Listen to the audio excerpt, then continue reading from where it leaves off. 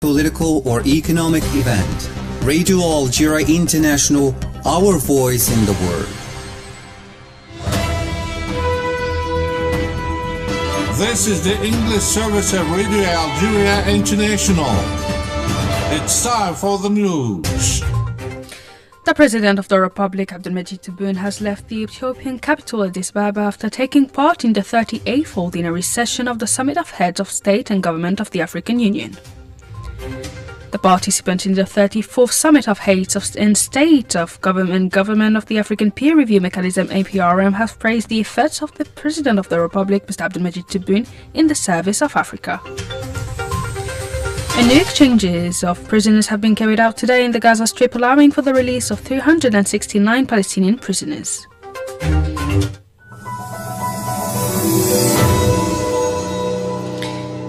Those were the major developments. Now the full news edition. Good afternoon.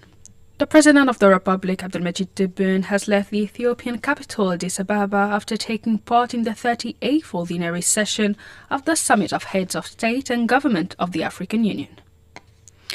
The participants in the 34th Summit of Heads of State and Government of the African Peer Review Mechanism APRM in Addis Ababa, Ethiopia, have praised the efforts of the President of the Republic, Mr. Abdelmejid Tebboune, in the service of Africa. The details in this report by Mohamed Khatel. Addressing the audience, the outgoing president of the AU Commission, Moussa Faki Mahamat, hailed the President of the Republic for his efforts in the service of the continent and the role of Algeria in this regard, recalling that it is one of the 4 founding countries of the APRM. Mr. Faki also welcomed the positive results achieved by the Continental Mechanism, citing the challenges and threats that the latter will face if some countries persist in not implementing its recommendations. In this context, he called on the AU member countries to join the APRM, noting that it currently includes 44 states while awaiting the accession of others in order to devote inclusion and sustainable development. For her part, the Director General of the APRM, Marie-Antoinette Rose Quatre, thanked the President of the Republic for his efforts to promote Africa, welcoming the work accomplished by the African states gathered at the summit. Despite the pressures and challenges facing the mechanism, the latter has managed to achieve tangible positive results, she said, underlining on the occasion the development of the strategic plan of the mechanism in line with the AU Agenda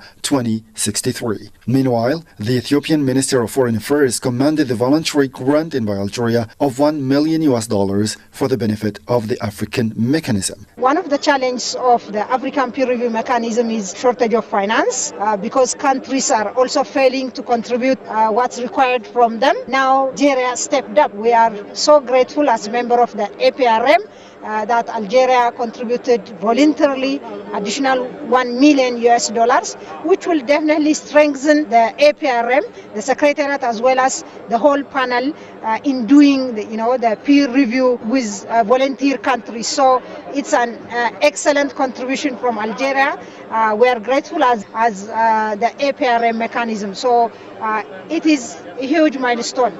And I encourage other countries to follow suit, to contribute their share, as well as voluntarily add, just like Algeria did. It's worth recalling that the President of the Republic chaired the 34th Summit of Heads of State and Government of the African Peer Review Mechanism in Addis Ababa in his capacity as President of the Forum of Heads of State and Government of the APRM.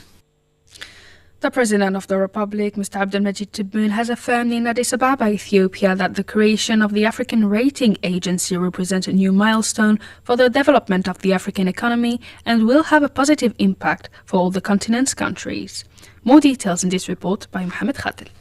In a speech delivered at the opening of the 34th Summit of Heads of State and Government of the African Peer Review Mechanism, APRM, in his capacity as chair of this mechanism, the President of the Republic considered that the African Rating Agency represents a new milestone for the development of the African economy and will have an entirely positive impact for its countries. He welcomed the creation of this new mechanism and sent his sincere greetings to the initiators of this approach.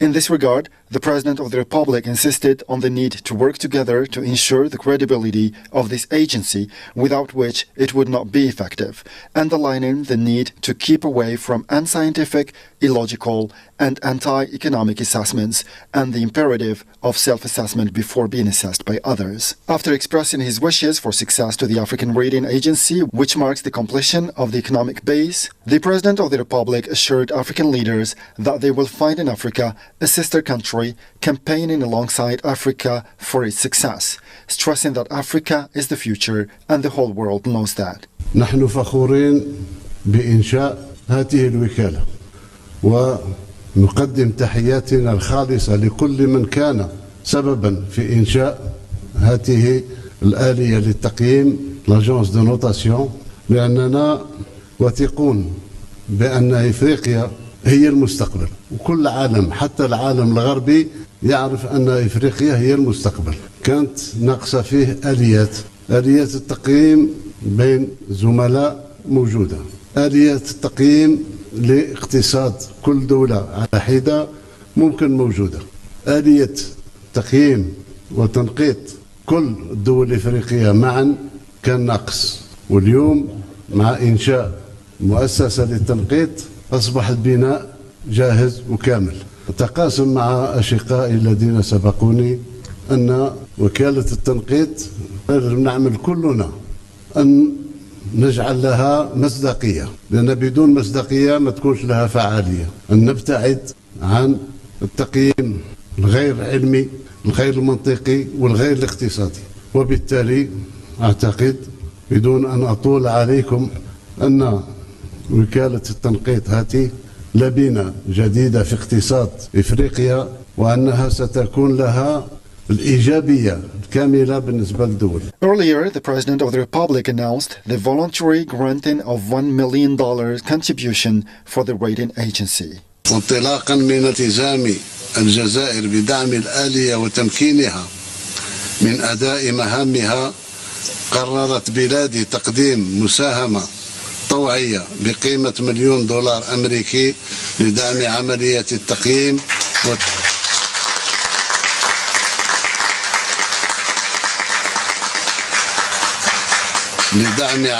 التقييم وتنفيذ التوصيات المنبثقة عنها. It's worth recalling that an exceptional welcome was reserved for the President of the Republic, Mr. Abdelmajid Tebboune, in Addis Ababa, Ethiopia, by the Ethiopian Prime Minister, Mr. Abiy Ahmed. A delegation representing the National People's Assembly took part in the 2025 parliamentary hearing organized by the United Nations under the theme Intensifying Action on Sustainable Development Goals, Financing Institutions and Policy. The hearing was attended by representatives of the world's parliaments as well as economic and sustainable development experts. In a speech delivered on the occasion, MP Belgideli highlighted the importance of parliamentary oversight in supporting the development process, referring to Algeria's experience in this area. Mr. Belgideli also highlighted another mechanism that strengthens parliamentary control in Algeria, namely the General Policy Declaration. He also raised the issue of the commitment of international institutions to apply their decisions, questioning their effectiveness in the face of humanitarian crisis, citing the situation in Gaza, where famine has led to the death of many civilians due to the blocking of humanitarian aid, despite the strong condemnation of the world public opinion. Mr. Belgideli stressed that the international institutions must assume their responsibilities by enforcing the application of their decisions, notably with regard to issues linked to the fight against poverty and putting an end to human suffering.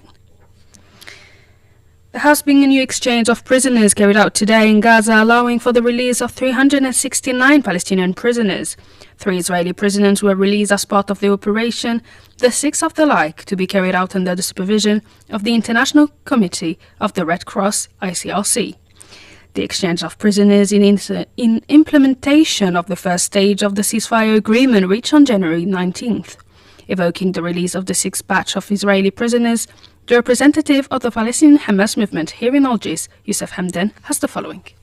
The UNHCR spokeswoman Eugene Bion expressed concern at a press briefing in Geneva that Bukavu residents are on high alert as insecurity worsens, forcing many people to flee south or further afield. These latest developments came as the UNHCR is concerned about the rapidly worsening humanitarian crisis in eastern DRC, where a lack of access to displaced people is hampering the delivery of emergency aid. Ms. Bion also claimed that the war had left around 350,000 people homeless. According to the UNHCR, around 70% of the camps in Goma have been destroyed and others in Minova have been damaged. The crisis is worsening as people flee to areas where humanitarian aid cannot reach them because of the insecurity. The first stage of the ceasefire, which is to last 6 weeks, provides for the release of 30 Israeli prisoners and 1,900 Palestinian detainees. Meanwhile, a senior official of the UN Office for Project Services, UNOPS, said that he was much impressed by the scope of the damage caused by the Israeli army attacks on the Gaza Strip. The head of the UN Office, Jorge Moreira da Silva, stressed during the press briefing held in New York following a recent visit to Gaza that around $30 billion were required for the construction of the territory, where 70% of its infrastructure were destroyed. He called for more efforts to be pulled to safeguard the ceasefire in Gaza, where the population is almost lacking everything on account of the shortages of fuel. In the meantime, in the West Bank, the Israeli occupying forces have pursued for the 26th consecutive day their acts of aggression against the town of Jenin, killing and wounding scores of Palestinians. According to the news agency Wafa, at least 25 people were killed in the Israeli attacks targeting the refugee camp of Jenin. About 20,000 Palestinians have been displaced by the Israeli attack that totally and partially destroyed 570 infrastructure and houses, causing a serious humanitarian crisis in the West Bank. The UN Secretary General Antonio Guterres has said that a regional escalation in the conflict now raging in the eastern part of the Democratic Republic of the Congo must be averted at any cost. Addressing the opening session of the African Summit meeting held in Addis Ababa, he stressed that his sovereignty and integrity of the DRC must be respected. He reiterated during a press conference held later on that the key solution to the DRC remains in Africa. Meanwhile, Burundi has briefly closed its borders with eastern DRC, where M23 troops are advancing due to an increase of Congolese refugees. The details with Mohamed Khatel.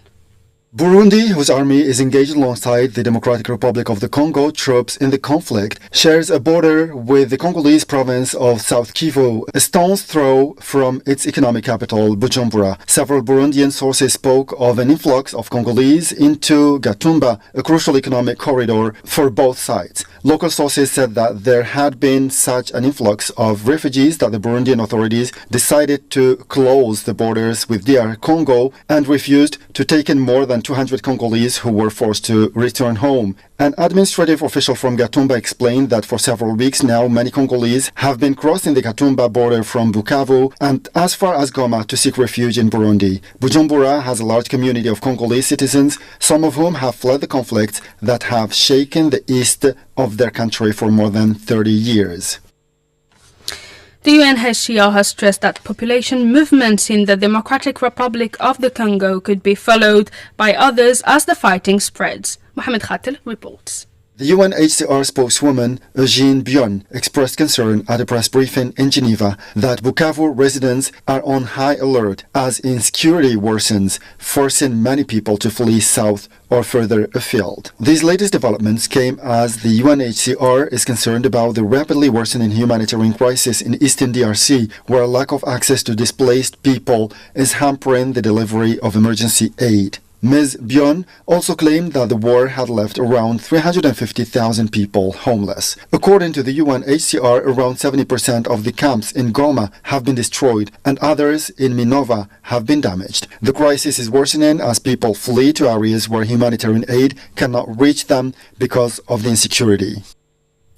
The United Nations High Commissioner for Refugees, UNHCR, Filippo Grandi, has warned of a worsening humanitarian disaster in Sudan, stressing the urgent need for greater international attention, wider media coverage and increased humanitarian aid. Speaking at the Munich Security Conference, Filippo Grandi stressed that the crisis that has been going on since April 2023 is one of the most serious in the world. The armed conflict between the Sudanese Armed Forces and the Rapid Support Paramilitary Forces, RSF, has brought chaos to the country. Mr. Grundy expressed his exasperation in the lack of global awareness of the deteriorating situation in Sudan, despite repeated warnings that it was the greatest humanitarian crisis on the planet. He stressed the need for greater media access to report the reality of the conflict in order to remedy the greatest humanitarian disaster on earth. Mr. Grundy added that millions of Sudanese refugees will not return to their homes as long as hostilities continue, urging all parties to respond to the call for an immediate end to the fighting. With this last piece of news comes the end of our news bulletin. Stay tuned on Radio Algeria International.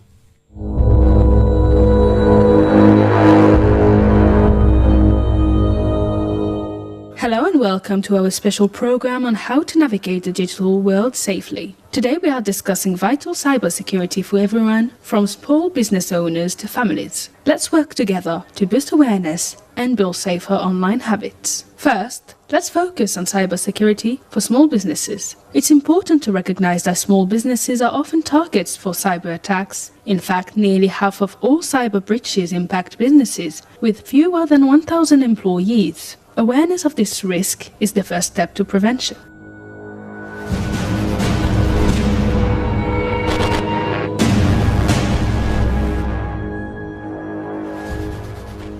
For small businesses, it's a good idea to train employees in security principles. Focus on helping them identify phishing emails, encourage the use of strong passwords, and establish clear guidelines for handling customer data. Keep all software updated, including antivirus software. Remember that small and medium-sized businesses, SMBs, allocate 5% to 20% of their total IT budget towards security.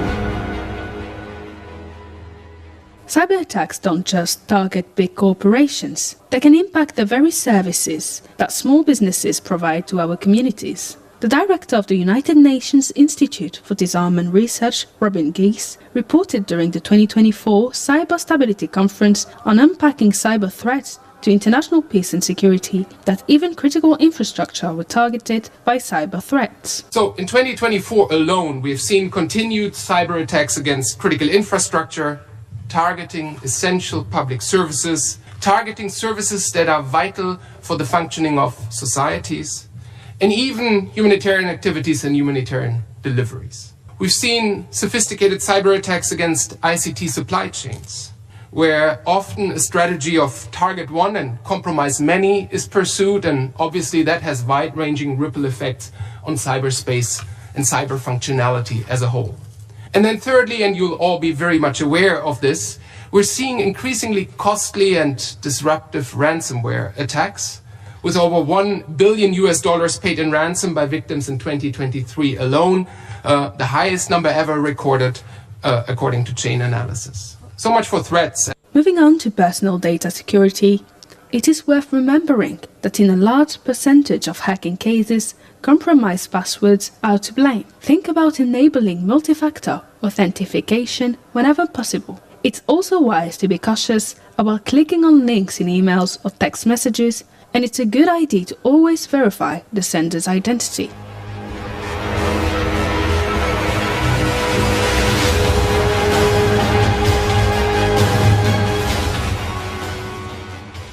Regarding security for children and families, the internet has great opportunities for learning and connection, but there are potential risks we need to address. It is vital to teach children about online safety from a young age, help them understand the dangers of sharing personal information with strangers, and emphasize the importance of reporting any online interactions that make them feel uncomfortable. Open communication is key.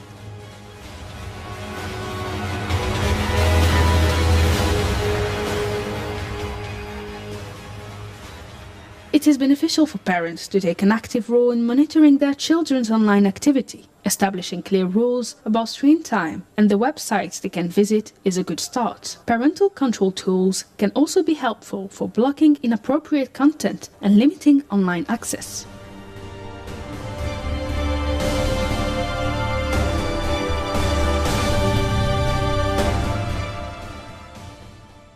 With With respect to security on social networks, social media platforms can be a wonderful tool for connection, but we should all be aware of the potential risks. Be mindful of the information you share on social media, because it can be used to steal your identity or gain access to your accounts. Adjust your privacy settings to control who can see your post and personal information. Raise awareness of these risks with your friends and family. It is wise to be cautious of friends' requests from people you don't know and avoid clicking on suspicious links or attachments. Also, remember to report any harassment or inappropriate content to the social media platform.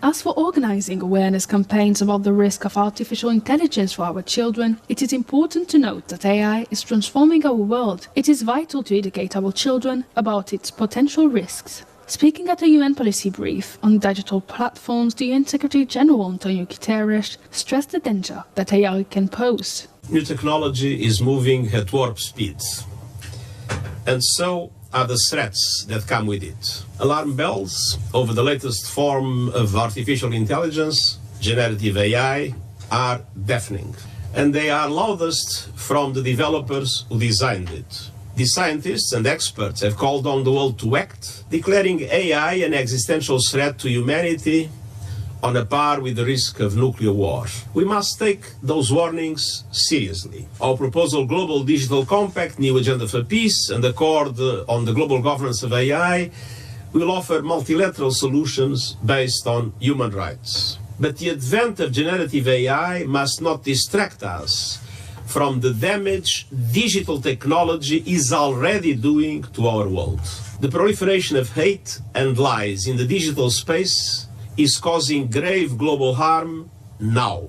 Encouraging children to be critical thinkers and question the information they encounter online is so important. Discuss the potential for AI to be used for manipulation or misinformation. Encouraging children to be critical thinkers and question the information they encounter online is so important. Discuss the potential for AI to be used for manipulation or misinformation. Promote responsible and ethical use of AI tools. It is important to realize the growing sophistication of AI-generated content. By raising awareness about the risk of AI, we can empower our children to navigate this new technology safely and responsibly. That's all for our program on digital safety today. Remember, staying safe online is an ongoing effort. By being proactive about protecting your personal information, your business and your family, you can minimize your risk of becoming a victim of cybercrime.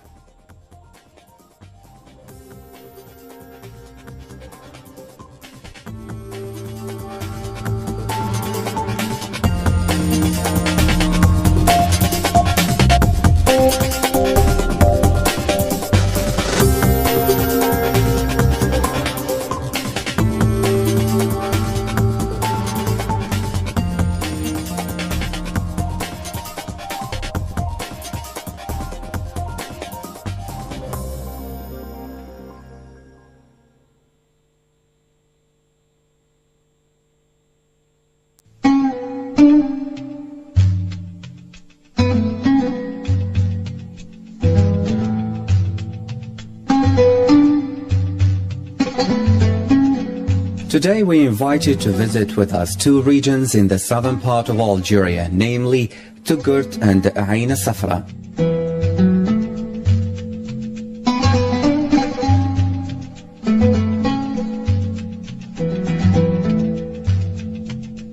The large city of Touggourt is situated in northeastern Algeria in the Wadi Igargar Valley, with a population of roughly 300,000 people.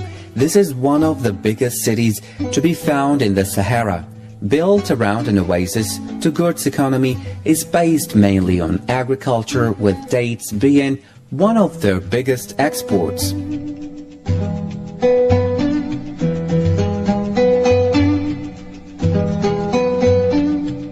Cereals, vegetables, carpets and clothes also play a large role in the economy.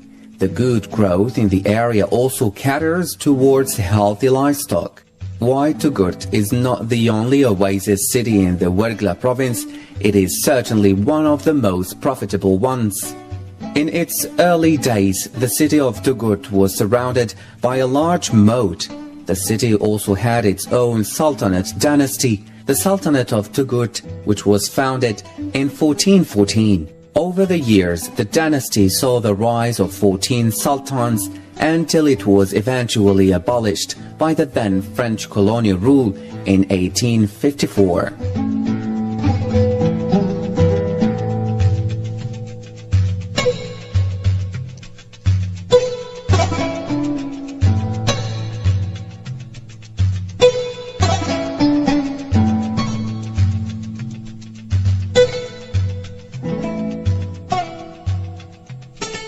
Today the city is mostly made of mud or clay stone buildings, and the streets are winding with a lot of overhead coverings to protect against the summer heat. It has a very authentic feel that at the same time is an ever-growing and developing Algerian city. The surrounding area is very fertile, and Togut has gained quite a reputation for the top quality dates that are grown here, which form an integral part of Algerian cuisine. The large date groves are a popular attraction with many tourists. However, most tourists prefer to head to the Fortress Mosque with its sturdy architectural splendor. The mosque is home to the tombs of Beni Jaleb, kings that rest together under a large dome. They are a place of religious pilgrimage for the locals and are quite fascinating to see.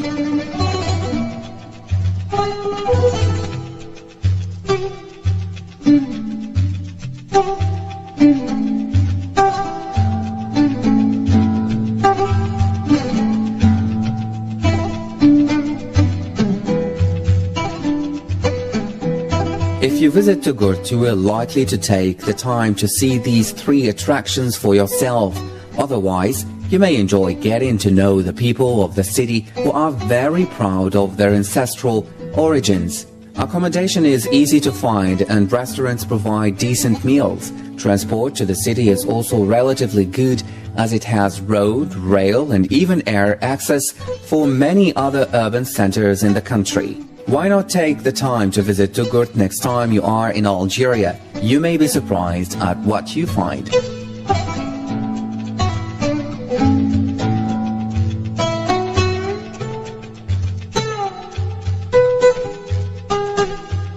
In our visit to the southern part of Algeria, now we go to Ain Safra, a region that has outstanding picturesque landscape. If you are looking for a truly quaint little Saharan desert town, Ain Safra is a place to go. Situated where the Atlas Mountains begin their descent into the midst of the Sahara, there is little wonder why this town is called the gateway to the desert.